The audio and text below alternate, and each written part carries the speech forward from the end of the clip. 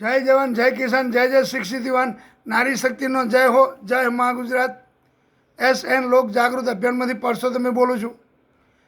આજનો વિડીયો છે આરટીઓના નિયમો. સરકારે જે કાયદા કર્યા છે એમાં પણ વધારે દંડ મૂક્યા છે. જે 100 રૂપિયા હતા એના 500 કર્યા, 500 હતા એના 2000, 3000 કર્યા. તો એનાથી ફાયદો કોને? પોલીસને. સરકારને કોઈ ફાયદો નહીં. એક દાખલો મૂકું તમને. ઇકો ગાડીમાંથી 2 પરિવારના સભ્યો ગયા. હવે એની ગાડીના 6 સીટર ગાડી છે. હવે એમાં 7 કે 8 જણ થઈ ગયા છોકરા સાથે. આ છોકરો ઘરે મૂકીને જાય નહીં. સમજી લો ચોટીલા દર્શન કરવા જવું છે કે છોકરો ઘરે મૂકીને જાય નહીં.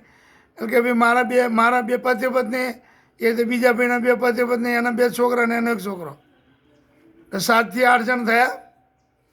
હવે પોલીસ શું કરે? આરસી બુકમાં જોઈ લે કે ભાઈ 6 કે 7 સીટરની ગાડી છે, 6 + 1 કે 5 + 1, એટલે કે ભાઈ 2 વધારે છે.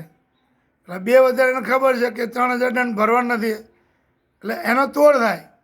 ભાઈ 500 રૂપિયા આપી દે. કેમ કે દંડનો માધ્યમમાં વધારો થઈ ગયો.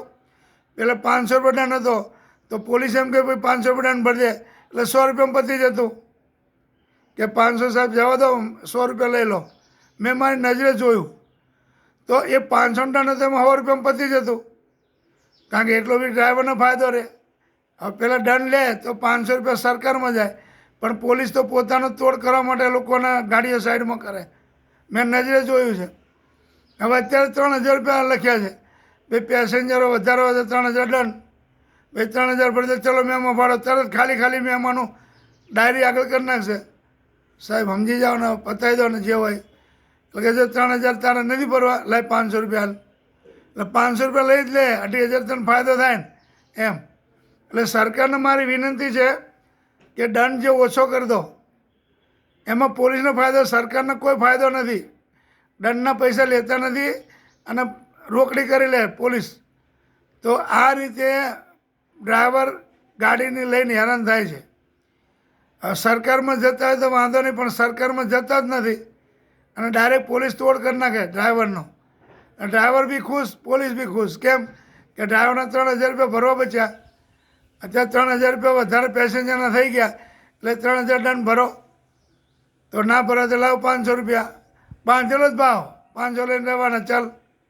તો આમાં કોને નુકસાન? કોઈને નહીં. ડ્રાઈવરને ફાયદો ને પોલીસને ફાયદો. સરકારને તો નુકસાન જ થયું. એટલે સરકારની બુકની અંદર જે દંડ બુક હોય એમાં ખરેખર 3000 જવા જોઈએ. પછી ખાલી પોલીસ બીક બતાવે, જો આ દંડ લાવો 3000 ભરી દો, જો એ લોકો કાયદેસર 3000 થાય. એટલે 3000 ના આપે તો કે શું કરવાનું? સાહેબ સમજી જાઓ, વાત પૂરી કરો ને. ચાલ લાય 500 રૂપિયા, ચાલ. 500 લઈ લીધા. પહેલાં 1000 કે ભાઈ હાના કે 500 પકડી અને રવાના કરી દે. તો આની અંદર સરકારને મોટા પાયે નુકસાન છે. એના કરતાં 500 દંડ હોય તો 500 ભરીને હાલતા થઈ જાય. એટલે સરકારને મારી નમ્ર વિનંતી, જે કોઈ સરકાર આવે એ આનું ધ્યાન આપે. અને ત્યાં ગુજરાત સરકારમાં ભાજપ છે તો દંડની પ્રક્રિયા જે છે એ પહેલાં હતી એ જ રાખે તો સરકારમાં 5-25 વાઉચરમાં આવશે.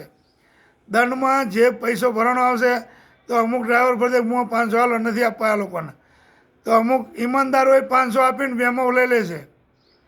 તો આવી રીતે એ પૈસા આપતા એના 2000 રૂપિયા ગયા.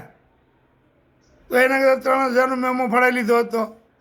એટલે 2-2.5 રૂપિયા વચ્ચે રસ્તામાં તો કે એમ ના આપે, અમારે શું લેવા દેવા, લાવો મેમો ફાડીએ. એટલે પેલા ડ્રાઈવર એમ કરતાં 2000 રૂપિયા જેવું, લગભગ 2500 જેવું જતું રહ્યું. એના કરતાં 3000 મેમો ફાડી મેમો લઈ લીધો હોત તો કેટલી જગ્યાએ એને કોઈ પણ જગ્યાએ મેમો બતાવી દે તો બચત થઈ જાત. પણ આવી રીતે સરકારમાં કોઈ ફાયદો નહીં. ડ્રાઈવરમાં મજા અને પોલીસને મજા. એટલે સરકારમાં ધ્યાન આપો જરા. અને મારી નમ્ર વિનંતી છે કે દંડ જે પહેલાં હતો એ રીતનું કરી નાખો.